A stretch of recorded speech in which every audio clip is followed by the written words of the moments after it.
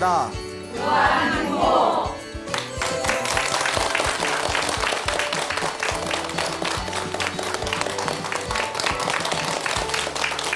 예, 만나서 반갑습니다.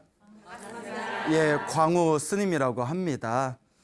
여러분들 혹시 공포 영화 좋아하세요? 이렇게 얼굴 보면 좋아하실 것 같이 생겼는데 별로 안 좋아하세요? 근데 그 공포 영화를 우리가 싫어하는 게 일단 무섭고 잔인하잖아요. 근데 사실 불교 경전에 보면 공포 영화보다 훨씬 더 무섭고 잔인한 이야기들이 있습니다. 이제 그 중에 대표적인 게 지옥에 대한 이야기. 예를 들어 경전에는 그 지옥, 뭐 108개 이상의 지옥들이 있고 그 지옥에 떨어지면 어떤 고통을 당한다라는 것이 굉장히 자세하게 나옵니다. 근데 만약에 상상하면서 그 글들을 읽으면 굉장히 공포감이 느껴질 정도로 야 진짜 공포소설 뺨친다 싶을 정도로 굉장히 이제 잔인한 내용들이 많이 있습니다. 그리고 또 우리 불교에는 그 아귀라는 존재가 있습니다.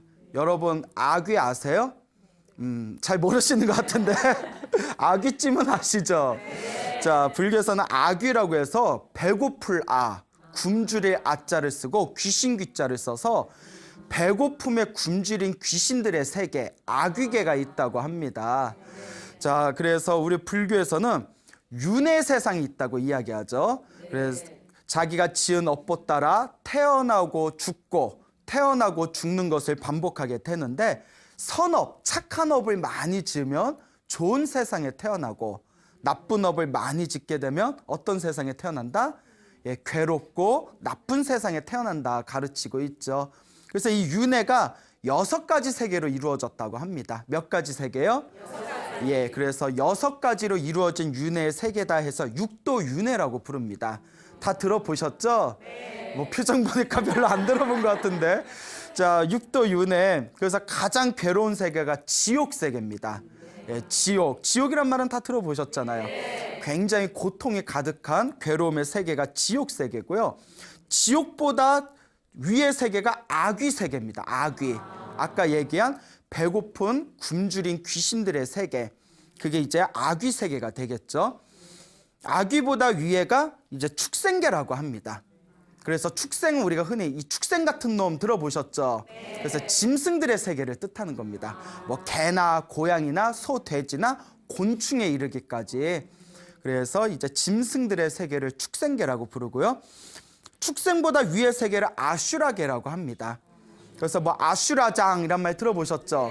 막 싸움 나고 막 번잡한 일이 생기면 야 이게 웬 아슈라장이냐 이런 표현 쓰잖아요. 그래서 싸움의 귀신들의 세계, 예, 싸움의 귀신들이 모여 있는 세계를 아슈라계라고 부르게 되죠. 그리고 아슈라보다 위에가 바로 우리 인간 세계가 되겠습니다. 그래서 인간 세계는 반은 좀 편안하고 즐겁고 또 인생의 반은 괴롭고 답답하지 않습니까? 그래서 내가 전생에 지은 선업과 내가 전생에 지은 악업에 의해서 행복과 불행이 뒤섞여 있는 시대를 이 세계를 바로 인간 세계라고 합니다. 여러분들 살아온 삶을 보면 행복한 적도 있고 답답한 적도 있고 불행했던 적도 있지만 또 즐거웠던 기억도 있고 이렇게 행복과 불행이 막 뒤섞여 있지 않습니까? 그렇죠? 자, 그 다음에 가장 위의 세계가 바로 천상세계입니다. 그래서 오로지 행복만 가득한 세계, 이 행복만 가득한 즐거움, 쾌락만 가득한 세계를 천상세계라고 합니다. 불교에서는 천상계가 28개가 있다고 합니다. 다른 종교에는 천국 하면 하나를 뜻하지만 불교에는 급수 따라서 예를 들어 호텔도 뭐 별 하나짜리 뭐 별 3개 뭐 5성급 호텔 뭐 어디 두바이 가면 뭐 7성급 호텔이 있다 뭐 그러고 자 그래서 이제 그 자기가 전생에 지었던 선업 착한 업의 그 급수에 따라서 28개의 그 천상세계가 펼쳐진다라는 이야기가 경전에 나옵니다. 그래서 지옥, 아귀, 축생, 아슈라, 인간, 천상 해서 6가지 세상을 우리가 돌고 돈다고 합니다. 그러니까 뭐 다른 종교에서는 하늘세계에 태어나는 게 목표지만 불교에서는 하늘세계에 태어나도 영원한 세계라고 부를 수 있다 없다? 없습니다. 하늘세계에 태어나도 복이 닿으면 어떻게 해야 된다? 다시 떨어질 수밖에 없는 그런 불완전한 존재가 바로 우리 중생이 되는 거죠. 그래서 옛날부터 우리 불교에서는 사막도라는 얘기가 있습니다. 뭐가 있다고요? 사막도. 세 가지 악한 세계라는 거예요. 그래서 지금 말씀드린 지옥, 악귀, 축생, 이걸 사막도라고 합니다. 떨어지면 무조건 괴로운 세계다. 그래서 적어도 어디는 피해야 된다? 사막도는 피해야 된다. 지옥에 떨어지고 싶어요? 안 떨어지고 싶어요? 그렇죠. 만약에 정말 지옥에 있다면 얼마나 괴롭겠어요. 그 다음에 악귀에 떨어지고 싶어요? 안 떨어지고 싶어요? 그렇죠. 우리 한 두 끼만 굶어도 눈이 막 돌아가잖아요. 그런데 배고픔에 굶주리는 악귀들은 항상 배고픔과 갈증과 괴로움 속에 헐떡여야 되거든요. 그 다음에 축생. 여러분들 짐승들 보면 축생 세계에 떨어지고 싶어요? 안 떨어지고 싶어요? 근데 어떤 분 이런 얘기를 하더라고요. 당신이 고양이를 키우는데 당신이 고양이를 키우면서 무엇을 느꼈냐면 다음 생에 자기도 고양이로 태어나서 자기 같은 주인을 만나고 싶대요. 그러니까 짐승으로 태어나도 복 많은 짐승이 있습니다. 희한해요. 제가 이제 개를 키워봐서 아는데 이제 개가 이제 새끼들을 낳게 되면 그 강아지들을 분양을 해야 되잖아요. 집에서 다 키울 수가 없잖아요. 희한한 게 주인 된 마음으로는 다 좋은 주인을 맺어주고 싶잖아요. 그런데 결국 주인을 만나게 된 그 강아지들도 자기 복 따라서 좋은 주인 만나는 개들도 있고 분명히 우리의 생각에는 좋은 주인이 될 것 같아서 주긴 줬는데 뭐가 인연이 안 맞아서 무지무지 고생하는 개들도 있고 그러니까 축생들조차도 이렇게 다 복이 틀리는구나. 여러분들 집에 개 키워요? 안 키워요? 여러분들 어떻게 개 주인으로서 개들한테 잘해주는 것 같아요? 못해주는 것 같아요?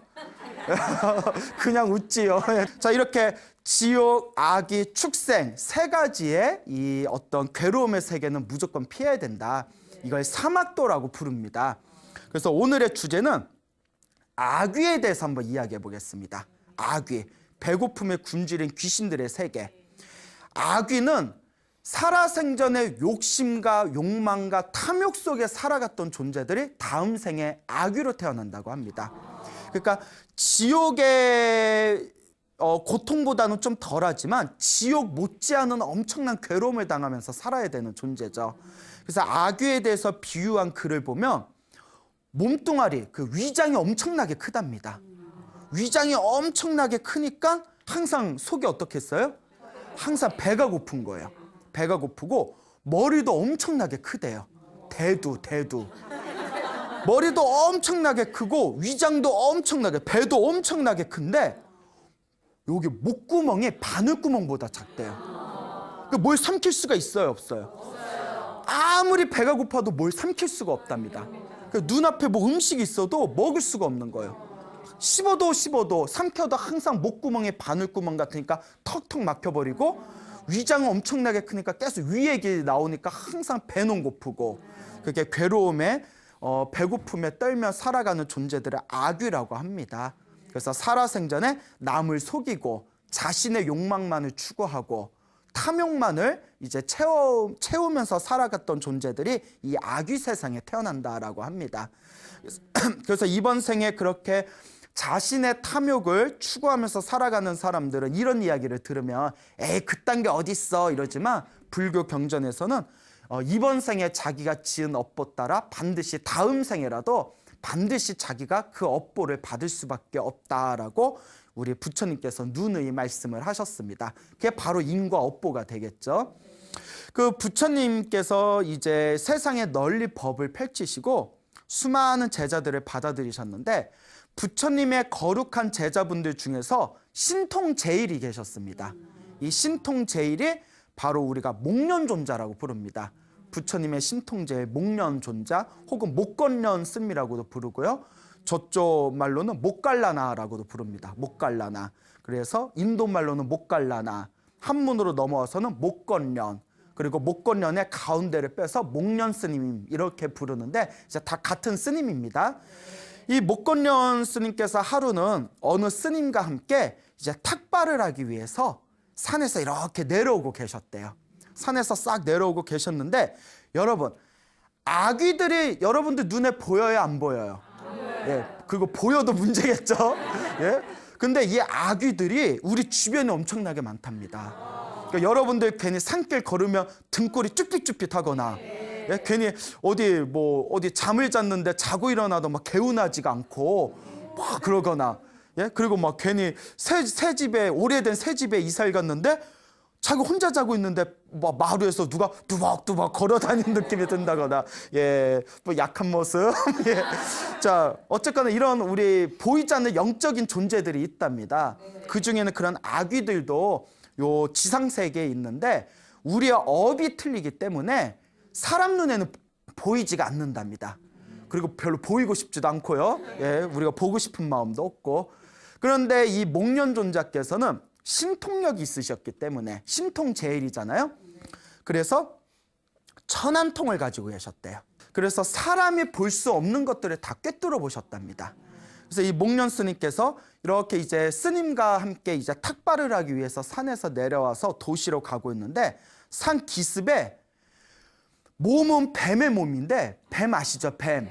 몸은 뱀의 몸인데, 큰 뭐 아나콘다 같은 큰 뱀의 몸인데 사람의 얼굴을 하고 있는 아귀를 발견하게 됩니다. 신통력으로. 그래서 이걸 뱀의 모습을 하고 있는 아귀 해서 뱀아귀라고 부르게 되죠.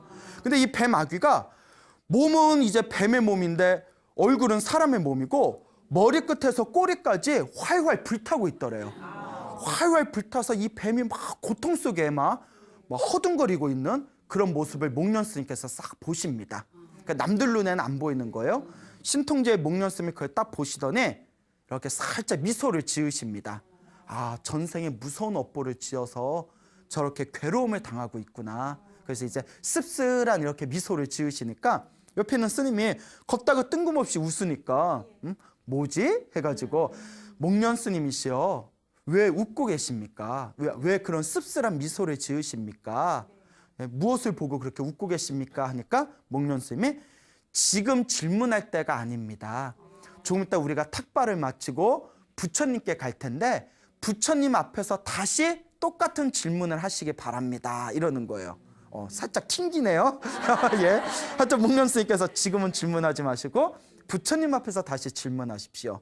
그래서 이제 탁발을 마치고 이제 부처님이 계신 곳에 가서 부처님께 이렇게 안부 인사를 올리는데, 그때 그 스님이 부처님 앞에서 목련 스님에게 다시 질문을 던집니다.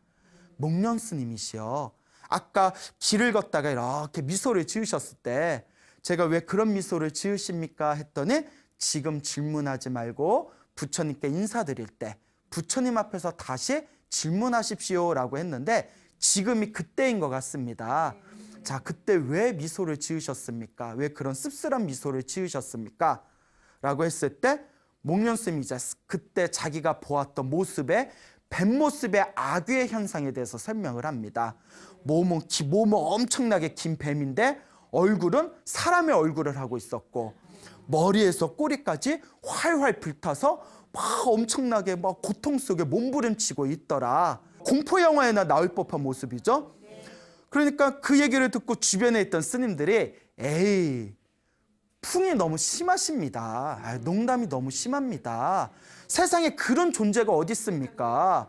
그때 우리도 그쪽 동네 왔다 갔다 해봤는데 한 번 못 봤습니다. 목련 스님 왜 비싼 밥 먹고 왜 그런 얘기를 왜 하십니까? 했더니 그때 부처님께서 미소를 지면서 제자들아 그렇게 말하지 말아라. 목련 존자의 신통은 능히 그대들이 볼 수 없는 것까지 다 꿰뚫어 보고 있다. 그 뱀의 모습을 하고 있는 그 아귀는 나도 깨달음을 얻고 부처님이 된 뒤에 나 역시도 보았던 아귀다. 다만 부처님도 보셨다는 거예요. 말해봤자 일반 중생들은 믿지 않고 오히려 부처님의 말을 비방할까 봐 나도 봤으면서 여태껏 말을 안 했을 뿐이다. 목련 존자가 본 것은 사실이니라 라고 부처님께서 말씀을 하십니다. 그 제자들이 깜짝 놀라는 거예요.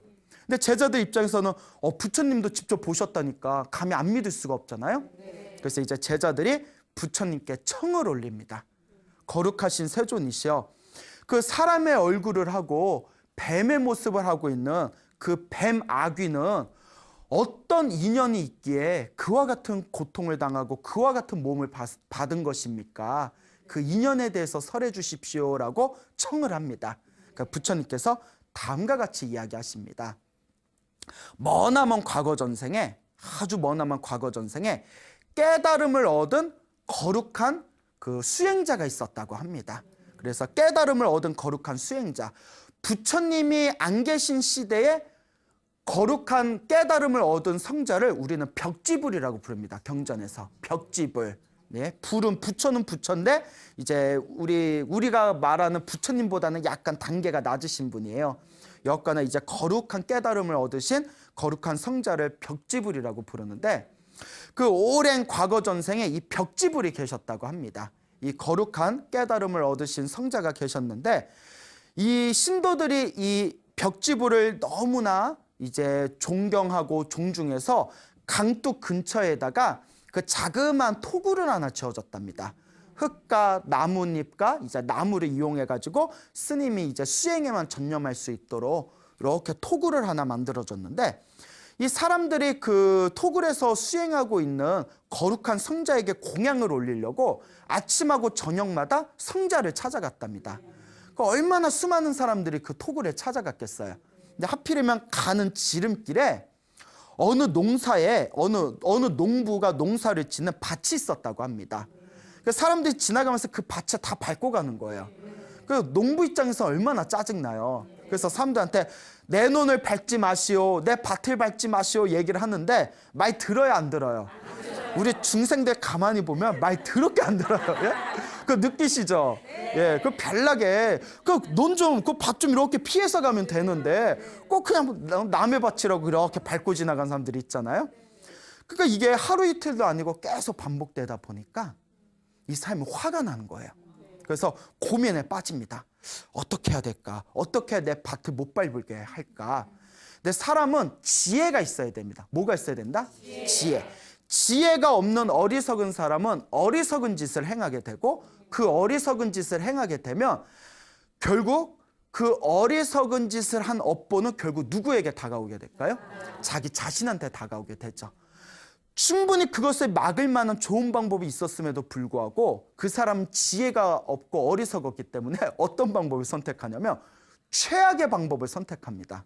뭔가 하면 깨달음을 얻으신 거룩한 성자의 토굴에 가가지고 망치로 다 때려 부십니다. 예, 가장 최악의 방법이죠.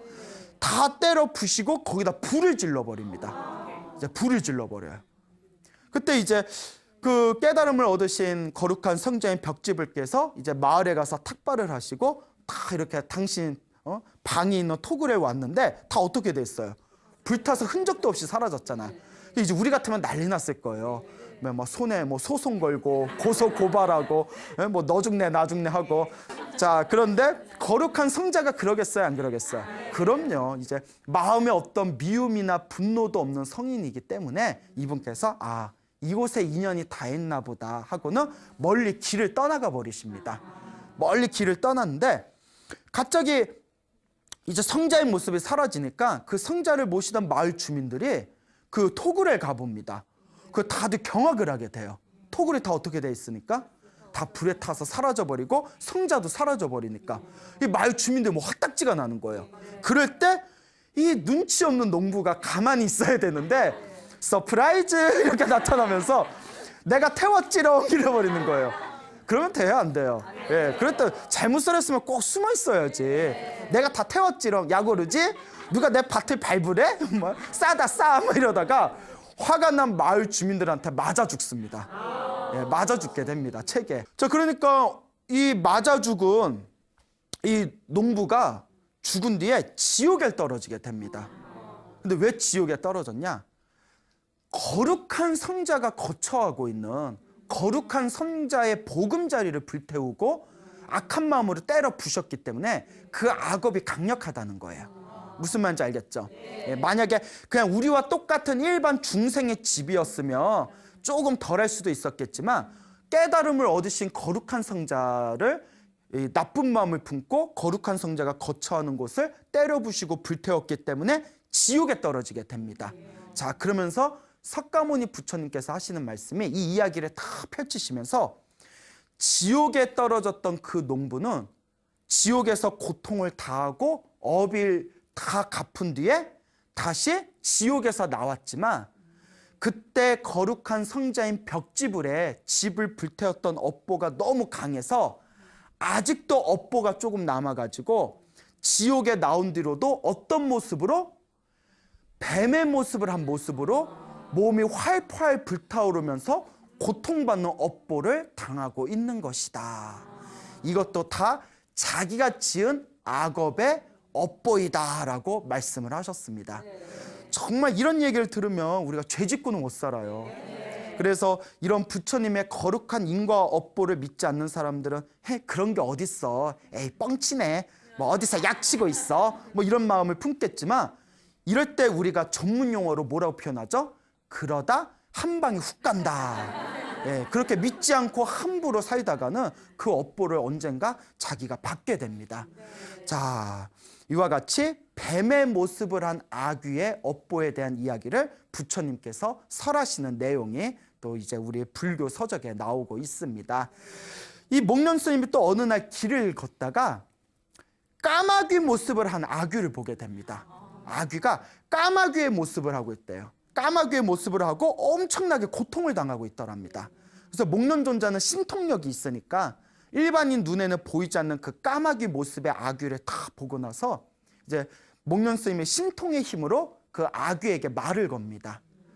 까마귀 모습을 한 아귀여, 까마귀 아귀여, 그대의 모습은 까마귀같이 생겼는데 전생에 어떤 업보를 지었길래 이렇게 고통을 받고 있는 것이냐라고 다 질문을 던지니까 그 까마귀의 모습을 한 아귀가 이와 같이 얘기합니다. 머나먼 과거 전생에, 지금 부처님이 석가모니 부처님 시대잖아요.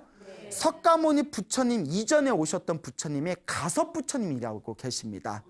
그래서 가섭 부처님 시대 때 어느 마을에 이렇게 거룩한 스님들이 오셨답니다. 스님들이 그 마을을 지나갈 때 그 마을에 있는 마을 주민들이 야, 우리 절에 저렇게 훌륭한 스님들이 지나가시는데 그냥 보낼 수 없다 해가지고 마을 회관에 자리를 만들어 놓고 또 그 당시에 스님들은 맨발로 다녔기 때문에 거룩하신 이 수행자를 시중하는 가장 으뜸되는 공덕 중에 하나가 발을 닦아드리는 거예요. 항상 맨발로 다니시니까 발을 닦아드리고 발이 또 이제 항상 거칠어져 있으니까 그 닦은 발에다 기름을 발라드리는 게 옛날 인도의 예법입니다. 수행자를 이제 공경하게 청하는. 그러니까 남의 발 만지는 게 쉽지 않잖아요. 그러니까 이제 발을 막 이렇게 이제 닦아드리고 기름을 발라드리고 스님, 저희들이 스님들에게 만난 아주 공양을 올리고 싶습니다. 그러니까 저희가 공양을 올릴 동안 저희들에게 좀 법문을 해주십시오 해서 이제 이 스님들의 마을 주민들에게 법문을 해줍니다. 그리고 법문이 마치고 음식도 다 준비가 돼서 이 스님들 바리떼에다가 그 신도들이 정성을 모아서 만든 그 음식을 스님들의 바리떼에다가 다 이렇게 음식을 담아드려요. 그런데 그 지붕 위에 까마귀가 한 마리 있었답니다.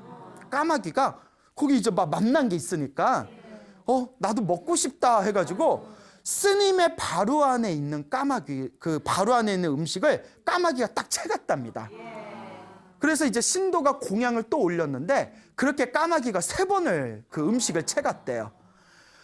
신도들의 정성이 담긴 거룩한 스님들에게 올린 그 공양물을 3번이나 채간 그 업보로 인해서 이 까마귀가 다음 생에 지옥에 떨어지게 되고, 까마귀도 참 문제야. 먹고 싶어서 먹었을 뿐인데 지옥에서 나온 뒤에도 그 업보가 남아서 까마귀의 모습을 한 배고픈 굶주린 귀신, 까마귀 아귀의 모습으로 고통을 받고 있는 것입니다 라고 그 아귀가 목련존자에게 고백하는 내용이 펼쳐지게 됩니다. 자, 여기서 이제 우리가 한 가지 이 이야기의 교훈을 살펴볼 필요가 있습니다. 사실 까마귀는 짐승이잖아요. 근데 짐승이 뭘 알아요? 뭐 이성이 있겠어요? 뭐 스님인지 아닌지 또 어떻게 알고, 그 음식이 정성스러운지 아닌지 어떻게 알겠어요? 그런데 불교에서는 삼보정제라는 말이 있습니다. 삼보는 불법 쓴 상보를 뜻하는 건데, 신도가 정성스러운 마음으로 불법 쓴 삼보, 부처님과 가르침과 스님들을 위해서 정성스러운 마음으로 공양을 올린 것을 함부로 누군가 건들면 엄청나게 무거운 업보를 짓는답니다. 그래서 아무것도 모르는 까마귀조차도 신도가 정성스럽게 스님들에게 올린 공약물을 3번이나 채가가지고 지옥에 떨어지고 지옥에서 나온 뒤에도 악귀로 고통받고 있는데, 하물며 이성을 가지고 있는 사람이 신도가 정성스러운 마음으로 부처님과 스님들께 공양을 올린 것을 중간에 횡령을 하거나 채간다며 얼마나 더 무서운 업보를 받겠는가라는 그런 이야기까지 다 깔려 있는 겁니다. 무슨 말인지 알겠죠? 그래서 우리가 부처님과 부처님의 거룩한 가르침을 받드는 우리 불자들은 항상 내 것 이외의 그 어떤 물질적인 것에 대해서 욕망을 버릴 줄 알아야 된다라는 것을 반드시 명심하시기 바랍니다. 알겠죠? 이번 생에 뭐 아무도 모르겠지 해도 언제 다 받는다? 다음 생에라도 그 업보를 받을 수밖에 없습니다. 그래서 만약에 법당에 있는 케이크를 몰래 훔쳐갔다, 그러면 다음 생에 무슨 아귀가 될까요? 케이크 아귀가 돼. 막 몸에 막 생크림이 있고, 예? 막 머리에 촛불이 하나 꽂혀져 있고, 예, 이제 웃죠. 그리고 만약에 떡을 훔쳐갔다, 그러면 다음 생에 떡 아귀가 되는 건가요? 자, 어쨌거나 이렇게 인과 업보가 무섭다는 것을 우리가 명심하셔야 됩니다. 알겠죠? 자, 또 이 목련 스님께서 이제 스님들과 함께 이렇게 길을 걷다가, 어느 스님과 길을 걷다가 또 아귀를 하나 발견하게 됩니다. 이 아귀는 등치가 엄청 컸는데 특히 머리가 되게 컸대요. 엄청나게 머리가 컸는데 머리 뒤에 큰 망치가 있었답니다. 큰 망치가 있어서 망치가 허공에 있는 그 아귀 머리 위에 있는 망치가 아귀의 머리를 막 쉴 새 없이 내리치는 거예요. 그러다가 머리가 어떻게 될까요? 퍽 하고 깨지겠죠. 그러니까 아귀가 막 고통스러워서 악 하고 비명을 지르면서 머리가 턱 하고 깨졌는데, 깨진 머리 자국에서 뭐가 다시 생긴다? 머리가 다시 생기는 거예요. 그리고 망치가 또 막 머리를 깬다는 거예요. 그게 계속 반복되는 거예요. 얼마나 괴로울까요? 죽어도 죽는 게 아니에요. 그러니까 웃음이 나와요. 이런 무서운 얘기를 듣고. 자, 그래서 와, 이거 실제로 보면 우리 심장이 멎어버릴 거예요. 그런데 우리의 목련스님은 그걸 보고 처음 보는 아귀네 하고 미소를 짓습니다. 예? 이제 씁쓸한 미소를 지으셨겠죠. 아유, 또 무슨 업보를 줬길래 저렇게 고통을 당하는 걸까. 그렇게 이제 싹 미소를 지으시면서 또 미소를 짓고 있으니까 옆에 스님이 물어보는 거예요. 목련 스님이시여, 금방 길을 걷다가 미소를 지으셨는데 왜 그런 씁쓸한 미소를 지으십니까? 무엇을 보고 지으셨습니까? 그 이유 좀 얘기해 주십시오 하니까 이 목련 스님이 아까와 같이 지금 질문할 때가 아닙니다. 좀 이따 부처님께 인사를 드릴 텐데 부처님 앞에서 다시 질문을 하시기 바랍니다. 탁발을 마치고 이제 석가모니 부처님이 계신 사원에 가서 부처님께 인사를 올립니다. 그때 그 옆에 있던 스님이 목련 스님이시여, 아까 길을 걷다가 허공을 보고 혼자 싹 미소를 지으셨는데 제가 왜 웃습니까? 여쭤보니까 지금 질문하지 말고 부처님 앞에서 질문을 하라 했지 않습니까? 지금이 바로 그때입니다. 왜 그때 씁쓸한 미소를 지으셨습니까? 그때 목련 스님이 자기가 본 이야기를 그대로 해줍니다. 큰 아귀가 있었는데 특히 머리가 되게 크더라. 그 아귀의 머리 뒤에 큰 망치가 있었는데 큰 망치가 그 아귀를 계속 머리를 막 내리치더라. 그리고 머리가 퍽 하고 깨졌는데 깨진 자국에서 다시 새 머리가 나오고 또 망치가 머리를 막 깨더라. 그게 계속 무한으로 반복되더라. 그래서 너무나 그런 모습을 보고 내가 씁쓸한 미소를 짓게 되었다. 그래서 그 아귀를 큰 망치 아귀라고 부릅니다. 무슨 아귀? 큰 망치 아귀. 예, 이번엔 또 무슨 업으로 그런 큰 망치 아귀의 업보를 받게 되었을까요? 근데 그 이야기를 듣고 주변에 다른 제자들이 믿어요, 안 믿어요? 안 믿죠. 에이, 그런 게 어딨어요. 목련 스님 뭐 시나리오 쓰셔도 되겠네. 뭐 약간 이런 분위기가 됐겠죠. 그런 게 어디 있습니까? 우리도 그 동네 왔다 갔다 해봤지만 우리 한 번도 못 봤습니다. 그때 이때 또 부처님께서 싹 나서시죠. 아니다 제자들아, 그렇게 얘기하지 말아라. 목련 스님은 그대들이 볼 수 없는 것을 꿰뚫어 본다. 나도 부처인 나도 깨달음을 얻고 부처가 된 뒤에 그 큰 망치 아귀를 실제로 본 적이 있다. 하지만 내가 이야기를 하지 않은 것은 내가 이야기를 해도 믿으니까 안 믿으니까. 어차피 중생들이 안 믿고 오히려 부처님의 말씀을 비방할까 봐 나도 일부러 말하지 않은 것뿐이지 목련이 본 것은 사실이다라고 부처님께서 증명을 하십니다. 그러니까 제자들이 놀라면서 거룩하신 세존이시여, 그 큰 망치의 아귀는 어떤 인연이 있었기에 그와 같이 무서운 업보를 받은 겁니까? 저희들을 위해서 가르침을 내려주십시오라고 청을 올리게 됩니다.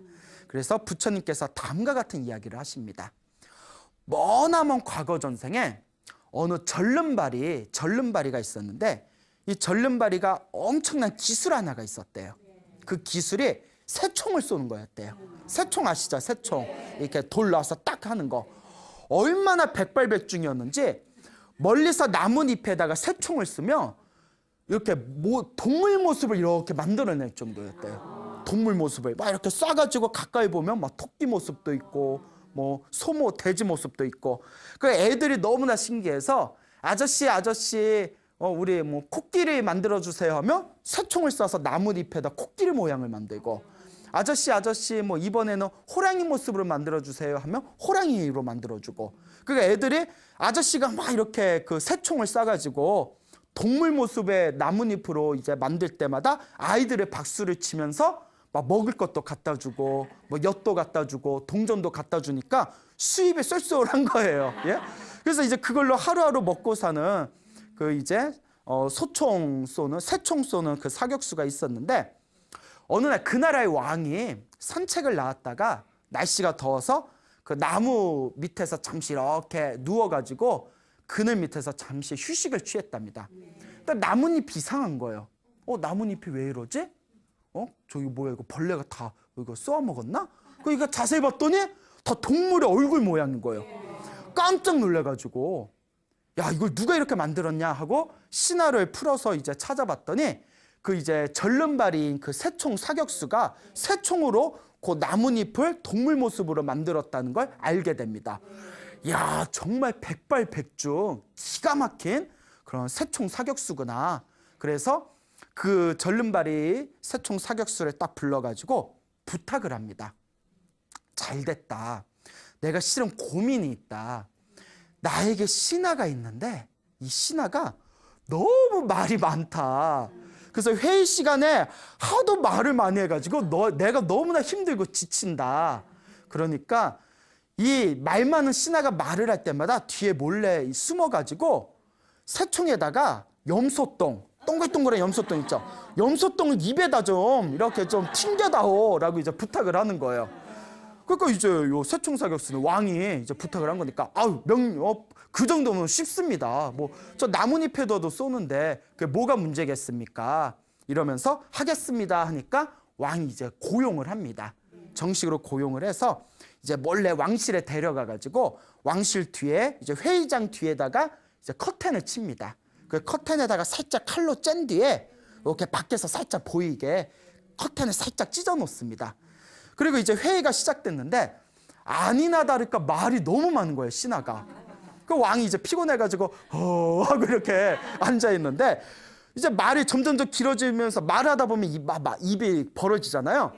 그때 기가 막히게 이제 새총에다가 염소똥을 해가지고 탁탁 쏘아보는 겁니다. 그 말을 할 때마다 막 거품을 물고 말을 할 때마다 막 염소똥이 쏙쏙 들어오는데, 염소똥 먹어봤어요? 안 먹어봤구나. 뭐가 찹찹하니 이거 뭐지? 우황청심원인가? 막 그러면서도 말을 멈출 줄 모르는 거예요. 그래서 가득 있는 한 덩어리의 염소똥을 다 쏴버렸대요. 와, 우리 같으면 이게 뭐지 하다가 말을 멈출 텐데 그걸 꿀꺽꿀꺽 삼키면서 말을 한 거예요. 그래서 왕에게 신호를 줬대요. 이 새총 사격수가 저 다 쐈습니다 하고 신호를 주니까 왕이 고개를 끄덕이면서 신하여, 말을 잠깐 멈춰라. 아까부터 자네가 말할 때마다 입속에 뭐가 들어가지 않았냐? 그러니까 생각해볼 때 자꾸 뭐가 들어왔네요. 이거 뭡니까? 이러니까 염소똥이다 이러는 거예요. 얼마나 말이 많길래 염소똥이 입에 들어가는 것도 모르냐. 내가 자네 때문에 내가 하루하루 지쳐서 너무 힘들다. 이제 그만 말 좀 줄여라. 자네는 다 마음에 들고 충직한 신하인데 말이 너무 많아. 그 염소똥이 들어가는 것도 모르냐? 이제 말을 좀 줄이거라 얘기를 했더니 이 신하가 충격을 받아가지고 그 뒤로는 더 이상 말을 많이 안 했답니다. 자, 어쨌거나 이 일로 인해서 이제 왕이 그 세총사격수를 부릅니다. 절름발인 세총사격수를 불러서 너 덕분에 나는 평화를 되찾았다. 너무 고맙다면서 어마어마하게 큰 상을 내렸대요. 그러니까 이 절름발이었던 사람이 마을에서는 그냥 아이들하고 노는 천덕꾸러기 신세였던 이 절름발의 세총사격수가 이 세총 실력으로 어마어마한 큰 상을 얻었다는 얘기가 널리 나라에 소문이 퍼지게 됩니다. 자, 그런데 그 동네에 그 건달이 하나 있었대요. 이 건달이 야, 세총 하나 갖고도 저렇게 왕에게 인정받고 저렇게 부귀영화를 누리는구나. 나도 세총이나 배우자 해가지고 그 절름발의 세총사격수를 찾아가요. 그래서 스승님, 나 너 같은 제자 둔 적 없는데 뭐 다짜고짜 스승님? 그러지 마시고 저에게 세총 기술을 가르쳐 주십시오. 그러니까 처음엔 거절했대요. 근데 거절했다고 튕겼다고 또 물러나면 돼야 안 돼요. 매일 찾아가서 어깨 주물러주고 손, 발 주물러주고 옆에서 온갖 시중을 며칠 동안 해준 뒤에 스승님 제발 가르쳐 주세요 하니까 요 절름발이 세총 사격수가 마음은 좀 착했나 봐요. 그러니까 너무 미안한 거야, 안 가르쳐 주기가. 옆에서 저렇게 나한테 잘했는데 안 가르쳐 주면 또 미안하니까 기술을 다 전수를 해줬답니다. 그래서 기술을 다 익히고 난 뒤에 이제 이 절름발이 세총 사격수가 건달한테 이 정도면 거의 내 실력하고 비슷하다. 이제 자네가 뜻한 바를 이루어라 라고 이제 내보내게 됩니다. 그러니까 이제 기술을 배우니까 사람이 뭔가 자기가 뭘 배우면 자꾸 써먹고 싶잖아요. 그러니까 옛날 애들 보면 뭐 태권도 도장 한 3일 다니면 괜히 막 지나가는 애들하고 한번 나 태권도 배웠는데 뽐내고 싶어하고 뭐 이런 게 있잖아요. 그러다 제대로 걸리면 엄청 맞는 거죠. 그러니까 이 세총을 배운 이 건달이 내가 이 몸을 풀고 싶은데 어떻게 하면 좋을까 이렇게 고민에 빠지게 됩니다. 그래서 내가 솜씨를 뽐내고 싶은데 어떡할까 표적이 없나. 근데 주인이 있는 가축에다가 세총을 쏴서 죽이면 그 당시에 벌금 100냥을 내야 된대요. 그리고 가족이 있는 사람을 죽이게 되면 벌금으로 끝나지가 않습니다. 그래서 적당한 표적을 찾을 수가 없어서 어떻게 하면 좋을까 이렇게 살펴보다가 거룩한 성자인 벽지부를 만나게 됩니다. 아까 벽지부를 말씀드렸죠? 부처님이 안 계신 시대에 이제 혼자 위대한 깨달음을 얻으신 거룩한 성자를 벽지불이라고 한다고 했죠. 근데 벽지불을 보니까 벽지불이 이렇게 탁발을 하려고 이렇게 바루를 들고 요 스님께서 이렇게 지나가는 걸 보니까 그래, 저런 이제 수행자는 머리 깎은 저런 스님들은 가족도 없고 부모도 없고 홀몸이니까 저런 사람이 어떻게 되든 뭐 처벌이야 받겠어 하고는 순간 나쁜 마음을 일으킵니다. 그리고 그 벽집을 스님을 향해서 세총을 딱 하고 쏘는데 그 돌멩이가 오른쪽 귀로 파고들어서 왼쪽 귀로 나왔대요. 그 머리를 뚫어버린 거죠. 그러니까 띵 하고 충격을 받은 요 거룩한 성자께서 자신의 몸이 심상치 않음을 알고는 당신이 있는 토굴로 돌아갑니다. 토굴로 돌아가서 이렇게 이제 깊은 명상 상태에 들어갑니다. 아주 깊은 명상 상태에 들어가서 그 세총을 맞은 충격에 의해서 고요한 상태에서 세상을 떠나게 됩니다.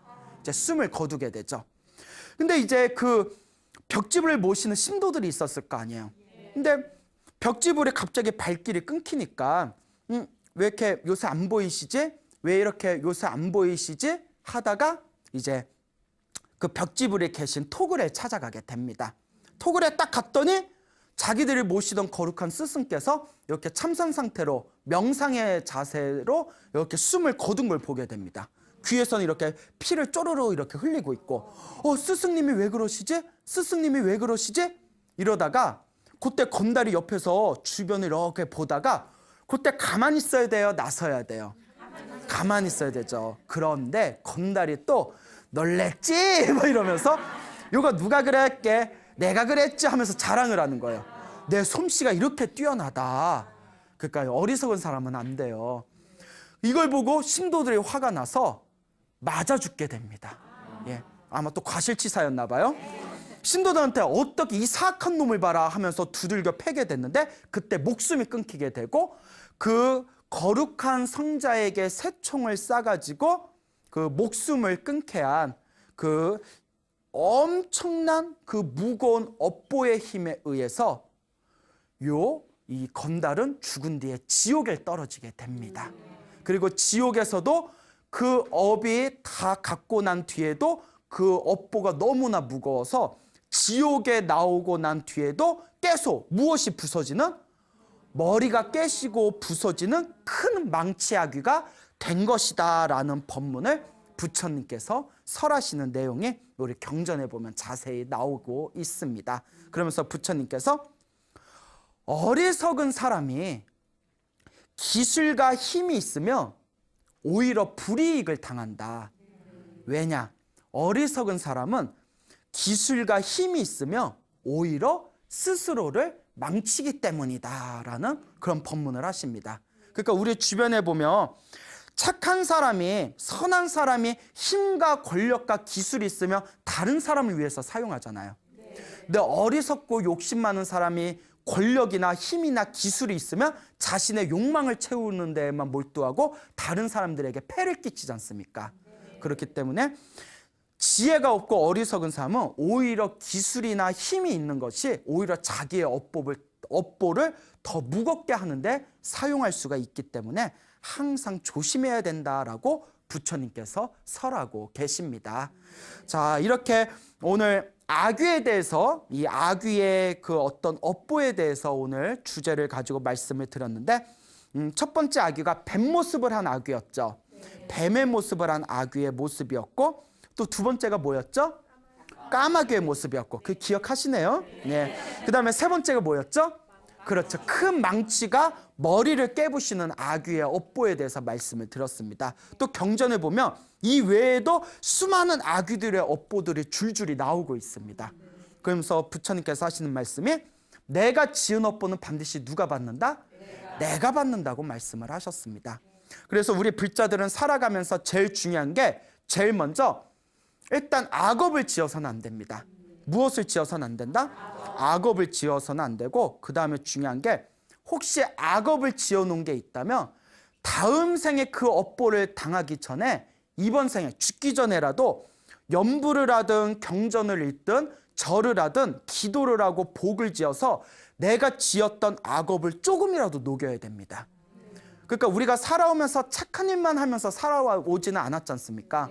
여러분도 뒤돌아보면 왠지 실수하고 후회하는 일들이 있잖아요. 그러니까 남은 생애 동안 내가 전생에 지었고 또 과거에 지었던 업보를 소멸하는 참회의 기도를 하시고 남은 생애 동안은 열심히 나쁜 짓을 멀리하고 선업을 짓도록 노력하시기 바랍니다. 그래서 적어도 우리가 어디에는 떨어지지 말아야 된다? 지옥, 악귀, 축생, 사막도에는 떨어지지 말고 그리고 열심히 기도해서 다음 생에는 부처님이 계신 불국토에 태어나기를 다 함께 발언해 봅시다. 알겠죠? 네. 자, 여러분 행복해지고 싶습니까? 네. 행복한 삶을 창조하고 싶습니까? 네. 복을 지으십시오. 선업을 지으십시오. 공덕을 쌓으십시오. 복과 선업과 공덕의 힘이 여러분들을 진정한 행복의 길로 이끌어 줄 것입니다. 여기서 마치겠습니다. 소중한 나 무한행복